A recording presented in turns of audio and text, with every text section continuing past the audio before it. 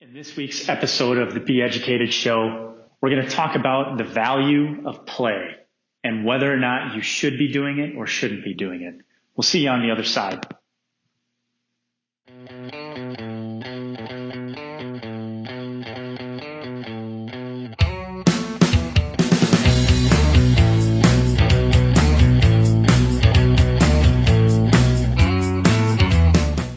I want to start today's episode by sharing some thoughts of my memories of growing up in education. I recall a lot of stuff, and in fact, I've had friends tell me my memory is great from like my memories of being able to remember my first memories when I was 2 and especially 5 and growing up.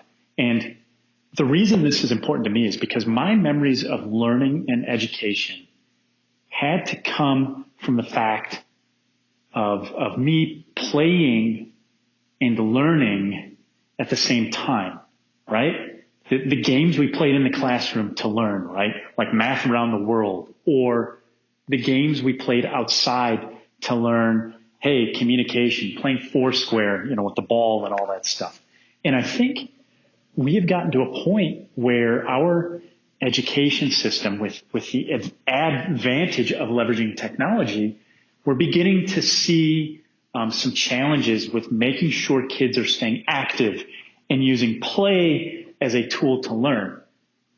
Now, this is not meant to call out anything, because I understand there are resource constraints, there are time constraints, there are all of these different challenges as a teacher, as I have mentioned in the past, which is why we started putting this together, because my goal is to help you through these episodes begin to understand some of the context and give you some points of interest. That way you can have quality conversations with either your administration or school boards or parents or even your peers in order to be able to implement useful educational tools that you can use and your peers can use in order to improve all of the results that I know you guys are trying to hit, especially right now, which leads me to this point is I picked up swimming again, and I realized how much that helped with my mental capacity, my ability to use my thoughts and put my thoughts together and add clarity to all of the stuff that we do at BPods. And one of the things that I was thinking about is I wonder what the stats are now in terms of kids playing or participating in sports specifically, in terms of being outside and how that's impacting their ability to learn and be highly successful students, especially right now in the time of COVID. Okay. So I said, hey, just like with everything at BPods, I'm a big fan of stats and numbers and facts. And I like to dive into numbers because numbers help to paint a picture that we can measure and talk about with facts, not just gut feelings and all of this other stuff. So I came across a survey from late 2020 that actually piqued my interest so much because I'm a big fan of youth sports. I'm a big fan of getting kids outside, even if it's not sports, and getting kids hiking and getting their body moving while they're learning. And you've heard in some of our previous episodes about environmental educators. They talk on the move, they learn on the move, they teach on the move while kids are moving, while they're having to comprehend and do all this other stuff. And there's reasons for that, okay? But the interesting part is that this survey is from the Aspen Institute and their program Play initiative, which has to deal with youth sports and activity and how to better structure those things to get more kids up and moving at younger ages, because the science proves that if kids are active, their brain actually functions better and their emotional health is way better. So, but some of the stuff that was really, really interesting was what they're finding in the last 12 to 18 months and potentially what it means for this realm of outdoor activity or even just play, right? And for the sake of today, I am talking mostly about outdoor play because I think outdoor play is so important. And I'm hoping that we're going to have one of my friends on in the future who actually deals with this often. All right. But the thing is they did a survey and this has been a longitudinal study. So they've done surveys over the course of years, but last year they did a series of studies because of COVID and its impact on youth sports in a lot of ways. And what they found is that the time, money spent, age groups, all of this stuff is included, demographics, right? Background, race, all of that stuff to try and paint a picture of this stuff. And they do talk a lot about the money in this. And I'm going to try and make sure we link this in the show notes for you. So if you actually want to go see the article that I'm referring to and have a conversation about it, I would be extremely excited to do that because always interested about perspective on numbers. But without going into too much detail on all the numbers, the biggest number that was extremely concerning for me, having worked in youth sports and youth recreation, having coached youth teams, having built youth programming like kids triathlons with education and training programs, all that stuff, is that they found obviously youth sports stopped for a long time in 2020, and now they're getting back up and running again. But based on this study, there's 29% of parents in September of 2020 reported that their kids who used to go play organized sports or used to play sports outside no longer want to. And that number actually, the part that's interesting is that earlier when they did this reporting and the survey in May and June of 2020, that number was 18%, 19%, somewhere in that range. And now in September of 2020, it's 29%. So that's a third of kids who typically would play sports of some nature outside, and they don't want to do that anymore. Now, that means less kids outside, less kids being active. And we know as educators and as teachers, and if you're homeschooling and you're a parent, I don't have kids, but the studies show based on all of this stuff, kids who are not active struggle more with learning and mental wellness than the kids that do stay active and go outside and are active. It did acknowledge this, right? That potentially some of those kids will go into more unorganized sports, because the premise of this article was, hey, this is a great time to reshape how we structure and run youth sports in general and outside activities that are organized outside activities, which I totally appreciate. But the challenge is the lagging effect that I'm thinking about. Okay, if we have a small batch of a generation of kids who for a few years do not participate in sports, what that means. Now, I want, if you're listening to this, I want you to think about that. If we have a generation of young people who, because of COVID, now have been forced inside, they are not allowed to participate in their regular physical activities, because keep in mind, school, realistically, not doing physical education most of the time. They're doing the basic learning, but the physical education is definitely tweaked and is nowhere near as impactful as it once was, right? And now, what does that look like long-term down the road? Even though it's a very, very small subset of years that we're talking about, right? Who knows? Maybe this will be nothing, but I'm putting this out there for the bigger picture of to play or not to play, to go outside and be active or not go outside and be active and sit there and just watch screens. This is the challenge, one of the big challenges we're facing with education. And it's another big challenge we're facing with mental wellness and well-being. Okay. And as I was doing more research on this and trying to identify wow, this is crazy. And wait, where do we understand and how do we understand the impacts of play and physical activity on learning? And it's interesting because I actually came across a National Geographic article, which one, absolutely love Nat Geo and a lot of their stuff.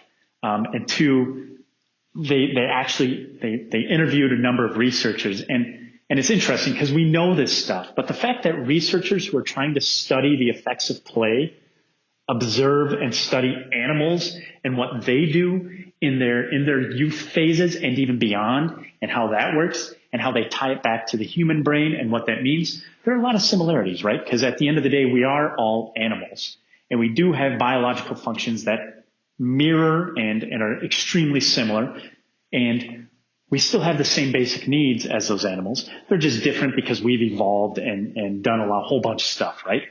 But it was interesting because I made a list of things that play helps to teach kids and students and even adults. Okay, I want to make this very clear. Play definitely helps adult learners too. Okay, and here's the list. And this is in not any order of priority too. Okay, creativity, flexibility, cognition, motor function, critical thinking skills, cooperation. It helps to improve friendship and what that means in putting definitions around it. It helps to improve communication, and it actually helps students and kids be kinder because they're getting the biological endorphins that are created by being active. And so basically, play helps kids figure the world out. There is all the knowledge stuff, right? Like the math and the hard math and the hard science and the theories and like actively doing that stuff. But without play, that stuff doesn't necessarily matter because play helps them figure the world out. Now, I bring this up. Why is Brad, the B guy, talking about play and students and learning? Well, a couple things. One of the big reasons I believe, and again, I'm hoping someday we get a researcher go, hey, let's study the effects of kids learning with bees on their impacts of learning faster or being more engaged or all that stuff, right? Like that's a really hard study for us as an organization to do, but I hope someone comes along and says, hey, let's figure this out. Let's build a study and let's actually see what happens. Because that would make me really happy, and it would actually make me really excited to see the results. And maybe, hey, you never know, maybe I'm totally off base. I don't think so, but maybe I am. But when we think about this, and we think about play helps kids figure things out, and we relate it to these National Geographic researchers and what they're studying, they study these animals, and they realize, yes, play helps animals figure out survival skills, right? Hunting, fighting, wrestling, searching for food, all that other stuff. But they also have observed other things like skills to deal with interacting in cooperation with other animals that are not their species, that aren't going to harm them, or like cooperation, or like communication within their own species or subspecies. Like whole bunches of stuff. Like they've observed this. The one thing that talks about in this article was like, why this researcher observed birds sliding down rooftops. And they're like, why would you do that? They're like, well, maybe it's agility. No, we don't really know because we're not in the bird's head. But the point of the matter is this. We know that when kids play, one, they are engaged. And if you are a really good teacher and an educator, and I know there's a ton of you out there, if you can hide the lessons within play, these students tend to learn them faster and tend to actually embody those lessons and be able to apply them later on. Goes back to the whole discovery learning, right? Problem-based learning, inquiry-based learning, all of that stuff. This all ties together, okay? We know for a fact that the more sedentary an animal, specifically a human being, becomes, the more other challenges arise for that animal. And a lot of it is mental. It's very much mental in what those animals or human beings are dealing with. We know, in fact, that when you remove kids from play, attention spans decrease, anxiety tends to increase, depression tends to increase. Quality of diet tends to decrease. Like a whole slew of things. Ability to be clear in how they communicate decreases. Their feelings tend to diminish. And their ability to manage those emotions and feelings tends to diminish, right? And these are just some of the things. Just some of them. But if we understand the most critical areas of learning ties into the field of social emotional learning, then we understand that play is extremely important to ensuring that students can continue to learn at the same rate and the same quality and the same level as they need to, as they were prior to this whole COVID thing. Okay? Now, I'm speaking very much from a United States American perspective. But at the same point in time, this is a global thing that is being talked about and being tested and experimented with, right? In the UK, they're actively seeking policy changes, educational institutional design changes to help overhaul things in order to help create more time for students to play or at least have active learning possibilities. And the thing is with COVID, the benefit is you can do that. You can run pilots and you can run tests because you know you're going to have smaller batches and you're already doing tracking of stuff anyway. So it's not near as impossible as it was before because now it's top of the mind for a lot of these researchers and a lot of these education policymakers, wherever. That's the UK, right? I want to talk about the other side of the world. In Bangladesh, right? They don't have computers in every household. Digital learning, great idea, not necessarily possible or feasible. So instead, in these other communities, they figured out how to recreate the outdoor learning environment in order to make it as safe as possible while still allowing for learning to take place. And they've noticed something. The researchers actually noticed that if they redesigned this outdoor classroom space and a classroom in general and made it more active and engaging in all this stuff, hey, guess what? Grades went up. Like, this stuff, it boggles my mind sometimes, like the fact that we fight logic with thoughts that are not wrong because they're thinking about resource constraints, they're thinking about quality, they're thinking about controlled environments, they're thinking about all of this stuff. And they forget how resilient kids tend to be, and they forget how to actively make things. It seems like sometimes that the end goal of creating a highly a quality individual who has knowledge they can apply, that they can use to move their life forward post-structured education, has been lost in the constraints of politics, resource constraints, all of that stuff, which is all very real, okay? I'm not throwing that out there. But I want to throw a couple things out there to you if you are one of those individuals who's like, yeah, play, need to get kids outside right now. Instead, I'm a teacher stuck behind a computer screen, watching my kids in their homes, not doing anything but sitting behind a computer. And I go, yeah, like maybe now's the time to try something and try pitching something to your supervisors, your administrators, your school board, your parents, right? Like at this point, I think is now the best time if you want to try something like this. This might be the best time to try it. You might not get another chance once they go, hey, this is the new structure we've figured out for you. Like now they're going to want you to buy into that structure. So now might be the time. Okay. That being said, okay, these are the things. If you're homeschooling or not, Get your kids outside. You know, the computer time and the learning from the books and the computers and the videos and all that, it's great. It's extremely important. It builds concepts. It builds concrete foundations. But if they're stuck behind a computer all day, guess what? Their brain gets tired. Your eyes get tired. All that stuff is true. You're a parent. You're an adult. You know it. You live it.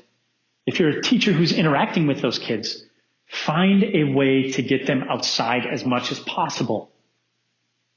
Whether that's coordinating with parents on like, hey, at this point in time during the day, I want to take a break and basically give your kids a recess. I'm asking you to make sure they go outside for 15 minutes and come back in. I've heard plenty of stories like that recently that work. And if you're not doing that, give it a shot. You just got to coordinate a little bit with the parents, which you're already doing, I imagine. And make sure that it doesn't matter that it's cold out. Cold is just another challenge that kids have to overcome. And yeah, if kids are struggling with having the gear to be outside in the cold, that's a different story, and that's a variable, right? Again, I talk about this stuff in blanket statements. I do understand that there are always variables and special situations that require a certain set of guidelines in hands because individualized learning is extremely important. So I get it, okay? But at the end of the day, I want to leave you with this. The stats are clear, right? We know for a fact that if we don't get kids outside and get them playing and get them moving, there's going to be significant challenges in the future from a social, emotional learning standpoint, which guess what? Cause further problems down the line for those individuals as adults. And the stats are clear, right? They've seen because of this diminishment, this is back to that Aspen Institute article that I read. They saw that because of this loss of sports, that when you're talking about high school athletes, specifically females and males, over a third of them experienced further anxiety and depression this year. That's a lot, right? You're not talking about insignificant numbers. They saw, like my alma mater, part of this study, University of Wisconsin found, and this is a line from this, and that's why I'm going to make sure it's in there. University of Wisconsin found that 65% of adolescent athletes reported anxiety symptoms in May 2020. And 25% of those were suffering moderate or severe anxiety. Physical activity was down 50% during the pandemic, according to the study. And they surveyed approximately 13,000 athletes nationally and compared it to the general student population. So, I don't want to hit you with numbers, but the numbers tend to tell the story, and take a look at the numbers, figure it out. At the end of the day, all I'm asking is get your kids outside, whether you're a teacher, whether you're a parent in homeschooling, whether you're a grandparent, whether you're an administrator and you're listening to this going, you know what, maybe we need to make more time for play either way, or at least restructure how we're teaching certain things. You can make it work. It has happened. I'll share the link of the story from Bangladesh, right? Like, you can make this stuff happen. It's not impossible. It just takes an ability to look at things half glass full and go, yeah, we can do it. Will it take us working together? Of course it will, but it's definitely possible.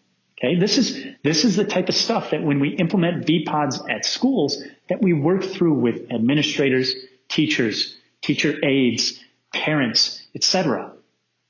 These are all the things. Okay. So I know you can do it. I believe in you. I hope you are all well and good. And I hope your students are doing well. And if you ever need anything, you know how to find us. If you enjoyed this episode, do me a favor, take a screen capture of it, share it with your friends, give us some comments, tell us some feedback of what we're looking for. We've got a slew of good guests and great topics coming up. But we want to hear from you. That's the most important thing, because if you're not finding this stuff valuable, then guess what? I need to find a way to make it valuable, or bring on some heavy hitters who will help to make it valuable for you. And we're getting there, right? This is only we're still early on in this process. That's why I'm making this ask right now. But I do know that we do have listeners of this. And I think that means to me that I know it's not my mom. As much as I love my mother, I know she knows this show exists, but I know it's not my mom. Listen to it, share it with friends. Also, if outdoor education and outdoor classrooms really, really pique your interest, let me know. I've done workshops on designing and building outdoor classrooms for this reason and this reason alone. When we see and have observed and talked to teachers post having outdoor classroom, especially like we do this with teachers and the B-Pod becomes the centerpiece of this outdoor classroom in a lot of ways, they see an increase in engagement, an increase in learning.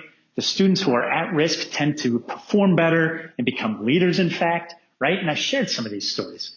Now, the cool thing is that outdoor classrooms do not have to be complicated or expensive or any of that stuff.